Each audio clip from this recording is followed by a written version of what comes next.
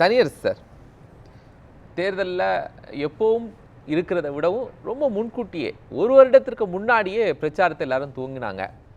உங்களுடைய பார்வையில் நீங்க என்ன பாக்குறீங்க? எதனால, யார் வந்ததால் அப்படின்னு நினைக்கிறீங்க? இல்லையா, பொதுவாகவே இந்தியாவுடைய அரசியல் பொதுவா ஒரு ஒரு இயல்பா இவ்வளவு நாளா இருந்த மாதிரியான அரசியல் சூழல் மாறி ஒரு ஒரு ஒரு ஒரு 5 ஆண்டுகள் அல்லது ஒரு 7-8 ஆண்டுகளாகவே அது ஒரு ஒரு தேர்தல் என்றாலே அது ஒரு ஒரு பரபரப்பான, அது ஒரு பதட்டமான, அல்லது அதிகாரத்தை நுகர்வதற்கு அணிசேர்க்கையில் முழுமையாக அரசியல் கட்சிகள் முழுமையாக தேர்தலை நோக்கியே இயங்குவது என்கின்ற ஒரு போக்கை நம்ம எல்லா நாடு முழுக்க பார்க்கிறோம். அது தமிழ்நாட்டில் இவ்வளவு முன்கூட்டியே தேர்தல் பரப்புரைகள் துவக்குவது, இப்ப நம்ம தலைப்புல எடுத்துக்கிட்ட மாதிரி விருப்ப மனுக்களை எல்லாம் கிட்டத்தட்ட 3 மாதங்களுக்கு முன்பே விருப்ப மனுக்களை பெறுவது அரசியல் கட்சிகள் அப்படிங்கிறதெல்லாம் நீங்க அண்ணா திராவிட முன்னேற்ற கழகத்தினுடைய வரலாற்றிலேயே இல்லாத அளவுக்கு எங்க ராஜ்யா ஜோதியம்மாவும் நம்ம சோமண்ண சொன்ன மாதிரி விருப்ப மனுக்கள்லாம் வாங்கிக்கிட்டு இன்னும் 3 மாதம் 4 மாதம் இருக்கிற பொழுதே 175 தொகுதிகள் பரப்புரையெல்லாம் முடிச்சுட்டு வந்து பொதுக்குழு நடத்துற அளவுக்கு முன்கூட்டியே எல்லாம் களத்தை தயார் செய்யறாங்க. அப்ப நம்ம விவாதத்துக்கு எடுத்த தலைப்பு சரியான தலைப்பு. ஆட்சியை கைப்பற்றுவதற்கு 2026 4 முனை அரசியல் களத்தில் இப்ப தயார் நிலையில் இருக்கு. அதுல சோமண்ண சொன்ன மாதிரி அதுக்கான வாய்ப்பு அதிமுக திமுக அனுப்பியிருக்கு. அதுதான் 100 விழுக்காடு நிஜம். அங்க தாவேக களத்துல ஆட்சி அல்லது அதனுடைய அந்த அரியணையை நெருங்குவதற்கான வாய்ப்பே இல்லாத, இதுவரை இப்போ அந்த தேர்தலை சந்திக்காத ஒரு முதல் தேர்தல் தான் இப்ப அவங்க அடியெடுத்து வைக்கிறாங்க. இன்னும் அவர்கள் அரசியல் பயிற்சி இல்லை, இன்னும் மக்களை சந்திப்பதற்கான பயிற்சியே இல்லாம பல நெருக்கடிகளை கடந்து இப்பதான் ஒரு 4-5 6வது பரப்புரை கூட்டத்துக்கு அனுமதி வாங்குவதே ஒரு அரிதாக பார்க்கிறோம். அதுல மக்கள் வெறும் 4000 பேர் 5000 பேரு நீங்க பெரிய ரொம்ப எல்லா பக்கமும் இருந்து தடுத்து நீங்க திரையரங்குகளுக்குள்ள ரசிகர்களை அனுப்புவதை போல டிக்கெட்டை பெற்றுக் கொண்டு அனுப்புற மாதிரி தான் இப்பவும் நீங்க தாவேகாவுடைய இந்த பொதுக்கூட்டங்கள் எல்லாம் நம்ம நடக்க பாக்குறோம். அப்ப இத்தனையாண்டு இவ்வளவு நாளா பரப்புரைக்கு தாமதமா வந்து பெரிய அளவுல ஒரு காட்சிப்படுத்தி வந்த நடிகர் விஜய் இப்ப சரியான நேரத்துக்கு வந்துடுறாரு. சரியா ஒரு 20 நிமிஷம் 30 நிமிஷம் எழுதி கொடுத்ததை படிச்சுட்டு வேகமா கிளம்பி போயிடுறாரு. பரவாயில்ல. அப்ப இது ஒரு வகையில அந்த கரூர் சம்பவத்துக்கு பிறகு தாவேகா ஒரு ஒரு இயல்பா அது தன்னுடைய அரசியல் பயணத்தை தொடர முடியாத அளவுக்கு அது ஒரு இயல்பாவே அரசியலில் உயிர் வாழ்வதற்கு சுவாச சிக்கல் இருக்கிறத நம்ம பார்க்கணும். ஏன்னா அதுக்கான பயிற்சி இல்லை, அதை நம்ம பார்க்கணும். அப்ப இப்ப நீங்க தாவேகா களத்தில் இல்ல, நாட்டு வழக்கம் மூலம் இந்திய தன்னுடைய வேலையில செய்யறாங்க. ஏற்கனவே வேட்பாளர்களால அறிவிச்சுட்டு களத்துல வேலை செய்யறாங்க. ஆனா அதிமுக விருப்பம் பண்ண வாங்கிட்டாங்க. திமுக களத்தை தயாரா, அதாவது வாக்கு சாவடிகளை அல்லது வாக்கு பதிவு பகுதிகளில் அந்த குழுக்களை அமைப்பதிலிருந்து நிர்வாக ரீதியா திட்டமிட்டு ஒழுங்குபடுத்தப்பட்டு அது தயார் நிலையில இந்த 2026 சட்டமன்ற பொதுத் தேர்தலை முழுமையாக சந்திப்பதற்கு அது அணியமாகி ஆயத்தமாயிருக்கு. அப்ப மற்ற முனைகளுக்கு இல்லாத வலிமை திமுகவுக்கு எங்கிருந்து வருகிறது என்றால் அது கூடுதலான வலிமை என்பது கூட்டணி வலிமை. அது வலிமையா இருக்கு. 5 ஆண்டு ஆட்சிக்கு அப்புறமும் கூட்டணி வலிமையில தான் திரு ஸ்டாலின் இருக்கிறார். ஒண்ணு தவறு இல்லையா, ஜனநாயக நாட்டுல மோடி ஐயா வந்து, ஆனா எதிரணியில யாருமே கூட்டம் போடுறதுக்கோ இல்ல பெரிய மாநாடு போடுறதுக்கோ இந்த அரசு அனுமதிக்க மாட்டேங்குது. அதுக்கு ஒரு நெருக்கடியை கொடுக்குறாங்க. ஆனா அவர்கள் மாநாடு போடுறதுக்கு எந்த நெருக்கடியும் இல்லை இல்லையா? இந்தியாவிலேயே அல்லது உலகத்திலேயே ஜனநாயக இயக்கங்கள் ஜனநாயக சக்திகள் சுதந்திரமாக தன் நடவடிக்கைகளை அதாவது செயல்பாட்டை தடையில்லாமல் செய்வதற்கான ஒரே அரசு ஒரே நாடுதான் தமிழ்நாடு தான்.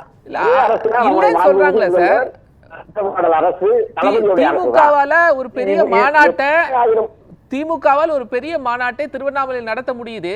ஆனா மற்ற கட்சிகளுக்கு அதுக்கான அனுமதி கொடுக்க மாட்டாங்க. எங்க எடப்பாடி நீங்க எங்க எடப்பாடி கேளுங்க, எந்த இடத்துல வேண்டாலும் மாநாட்டை தாராளமா தடையில்லாம சொல்றது. அந்த பிரதான எதிர்கட்சி எடப்பாடி ஐயா இருக்காரு. எந்த இடத்துல மாநாட்டுக்கு அனுமதி கேட்டாங்க, எங்க தரல. எந்த பொதுக்கூட்டத்துக்கு அனுமதி கேட்டாங்க, தரல.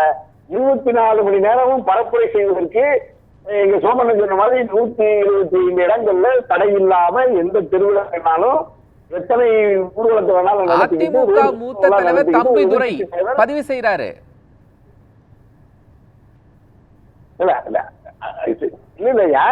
அதாவது நீ எந்த இடத்துல தடை செய்யப்பட்டதால் அதிமுகவினுடைய போராட்டமும் அதிமுக இல்லாமல் ஒரு மூத்த தலைவர் பேசுவாரா சார்? இல்ல நான் எங்க அவங்க பெர்மிஷன் கேட்டாங்கன்னு நான் லிஸ்ட வாங்கி இப்ப உங்கள்கிட்ட கொடுக்க முடியுமா? அவரு கேட்டிருக்காங்க, கொடுக்கல. அந்த அதிருப்தியை அவர் வெளிப்படுத்துறாரு. இல்ல அது ஒரு குறிப்பிட்ட இடத்துல, ஒரு குறிப்பிட்ட நாடுல, குறிப்பிட்ட ஊர்ல ஏதாவது இருந்திருக்கலாம். நீங்க சொல்ற மாதிரி பொதுக்கூட்டம் மாநாடு நடத்துறதுக்கு எங்க அனுமதி இல்லாம இருக்கு. உத்தரப்பிரதேசத்தில் நடத்த முடியாது, அல்லது பீகார் பாஜக இடத்துல அந்த வாய்ப்பு இல்லை. ஆனா திமுக ஆட்சியில யாரு வேண்டுமானாலும் ஒரு தனி கூட சாலை மறியல் செய்யலாம். திருப்பூர் பாத்தீங்க, காவல்துறை மீறி அத்துமீறி இத்தனை போராட்டங்களை வேணாலும் இந்துத்துவ சேர்க்கை நடத்துறாங்க. காவல்துறை தடுத்துச்சா? எல்லா போராட்டத்துக்கும் நீங்க எங்க வேலூர் இருந்து எங்க கட்சிராஜன் வரைக்கும் காவல்துறைய, அதாவது கமிஷனரும் மாவட்ட கலெக்டரும் காவல்துறையினுடைய மாநகர ஆணையரும் மாவட்ட ஆட்சியரும் இவ்வளவு சுதந்திரமா ஜனநாயகமா தமிழ்நாட்டை முதலமைச்சர் நடத்திட்டு போறாரு. நிறைய இலவச திட்டங்கள், நலத்திட்டங்கள் எல்லாம் செய்யறாங்க. கூட்டணி வலிமையா இருக்கு. இதெல்லாம் தாண்டி ஏன் ரொம்ப வேகமா அவரும் தேர்தல் பிரச்சாரத்துக்குள்ள இருக்கிறாரு? அவருக்கு என்ன அச்சம்? இயல்புலையா? திராவிட முன்னேற்ற கழகம் மக்களை சந்திப்பதற்காகவே தந்தை பெரியாரும் பேரறிஞர் அண்ணாவின் வழியில் டே 1ல இருந்து 2021ல இருந்து இது தொடர்ந்து இருந்தனா பரவாயில்லை. தேர்தலுக்கு பிறகு உங்களோட ஸ்டாலின் இப்படின்னு மக்களை சந்திக்க நிகழ்ச்சி அதிகப்படுத்தி இருக்கிறாரே, அதுதான் கேட்கிறேன் நான். உங்களுடன் ஸ்டாலின் பாருங்க, முதல்வர் அவருடைய பரப்புரைகளும் அரசு நிகழ்ச்சிகளும், அது விளையாட்டுத்துறையா இருக்கலாம், அரசியல் மாநாடா இருக்கலாம், நீங்க பெரிய பெரிய ஒரே ஒரு விஷயம் கேட்கிறேன். திரு ஸ்டாலின் அவர்களுக்கு 2026 தேர்தலை எதிர்கொள்வதில் அச்சம் இருக்கா இல்லையா? யாரை கண்டு அச்சம் இருக்கு? இல்ல, ஏன் அந்த அச்சம் இருக்குன்னா, 2வது முறை திராவிட முன்னேற்ற கழகம் ஆட்சிக்கு வந்ததாக 1971 புரட்சி தலைவர் வெளியேறுகிற வரை இருந்த நிலைமை மாறி மாறித்தான் ஆட்சி வரும். ஒரு சென்டிமெண்ட் இருக்குல்ல, ஒரு வரலாறு இருக்குல்ல, ஒரு ட்ராக் ரெக்கார்டு இருக்குல்ல, அதை தகர்ப்பதற்கு அதை யார் தகர்ப்பாங்கன்னு அச்சப்படுறாரு. அதை யார் தகர்த்து விடுவாங்க? அதிமுக அந்த இடத்துல இருக்கா, தாவேகா இருக்கா, இல்ல நாத்தாக்கா இருக்கா?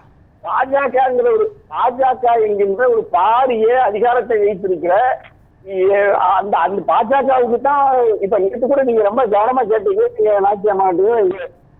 அதாவது அதிமுகவை குறித்து அவ்வளவு பெரிய மாநாட்டில் ஒரு வார்த்தை கூட பேசவில்லை.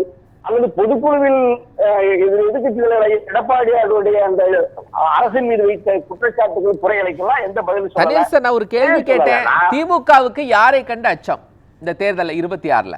பாரதிய ஜனதா கட்சியை பற்றி தான் அச்சம். பாஜக தத்துவ எதிரி, கோட்பாட்டு எதிரி, கொள்கை எதிரி. பாஜக இந்தியாவில் இருக்கிற எல்லா திமுகவை வெற்றி பெற்றுவிடும் 2026ல பாஜக அப்படின்னு திடமா நம்புறாரா ஸ்டாலின்? அப்படி ஒரு அணியை உருவாக்கி திமுக ஆட்சியை அகற்றுவதற்கு எடப்பாடியை கருவியாக பயன்படுத்துகிறது, நடிகர் விஜயை கருவியாக பயன்படுத்துகிறது பாஜக. எல்லா அரசியல் கட்சிகளையும் சாதிய இயக்கங்களை எல்லாம் தன் கருவியாக பயன்படுத்தி அடியாட்களாக பயன்படுத்துகிறது. அப்படின்னா நீங்க ஒரு ஜனநாயகவாதி, நாட்டினுடைய முதலமைச்சர், ஒரு மாபெரும் 100 ஆண்டுகள் வரலாற்றை கொண்டிருக்கிற ஒரு தத்துவ இயக்கம் திமுக, அதன் தலைவர் தளபதி ஸ்டாலின் ஒரு அச்சப்பட்டு தான் இதையெல்லாம் அணுகி மீண்டும் ஒரு ஜனநாயக ஆட்சியை தமிழ்நாட்டில் நிறுவுவதற்கு, ஜனநாயக சக்தியின் கூட்டணியோடு ஒரு ஆட்சியை நிறுவுவதற்கு அந்த விரும்புகள் முயற்சிக்கிறார், அச்சப்படுகிறார். ஆனால் அந்த அச்சப்பட்டாலும் தன்னுடைய மக்கள் கடமையை திமுக அரசு எங்கேயும் செய்யல. நம்ம கூட நிறைய சட்டம் ஒழுங்கு திருச்சி பதக்கம் பயம் எந்த பயமும் இல்லை. திமுக நல்ல பாதுகாப்பா இருக்கு. ஆனா இப்ப நீங்க திமுக ஆட்சியில அதிமுக ஆட்சியில் எடப்பாடியா இருக்கும் போது திமுக போராடி எப்படி போராடிச்சு? பன்வாரிலால் புரோஹித் ஆளுநருடைய அதிகார கடமை மீறலை எதிர்த்து போராடி, கதிராமங்கலம் நெடுவாசல் மாதிரியான இயற்கை வளங்களுக்கு எதிராக மக்கள் போராட்டத்தோடு கலந்துகிட்டு போராடிச்சு. சாத்தான்குளத்துல காவலுடைய மரணத்துக்கு எதிராக போராடணும், ஸ்டெர்லைட்டுக்கு எதிராக போராடணும், 3 வேளாண் சட்டங்களுக்கு எதிராக போராடணும். மக்கள் போராட்டத்தில் திமுக முன்னின்று பங்கேற்று பாஜகவின் துணையோடு இருந்த ஐயா எடப்பாடியார் அதிமுக அரசு மக்கள் விரோத அரசு என்கின்ற கருத்தை 2019 21 அதை ஒழுங்குபடுத்தி தேர்தலை சந்தித்த போதுதான் அது இலகுவா அந்த வெற்றி. ஆனா இன்னைக்கு திமுகவின் மீது அண்ணா திராவிட முன்னேற்ற கழகம் ஒரு அணியா இல்ல. அது வந்து பாஜக கட்டுப்பாட்டுல பாஜகவுடைய விரட்டலுக்கு பயந்துதான் கூட்டணி ஐயா எடப்பாடி வச்சுக்கிட்டாரே தவிர பாஜகவோடு அன்பின்பால் அவர் அந்த உறவுக்கு போகல. அதே மாதிரி விஜயும் பாஜகவின் கல்வியாக கற்றுக்கொள்கிறார். பாஜக விமர்சிப்பதில்லை, ஐயா மோடி விமர்சிப்பதில்லை, ஒன்றிய அரசை விமர்சிப்பதில்லை, திமுகவை வீழ்த்த வருகிறார்.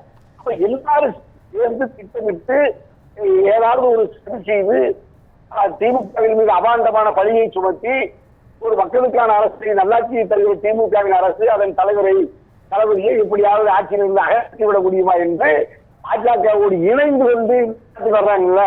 அதுதான் தமிழ்நாட்டு மக்கள் இப்ப திமுகவை ஆதரிப்பதற்கும் புலவரை ஆதரிப்பதற்கும் அதுதான் காரணம், வேற ஒண்ணும் இல்ல.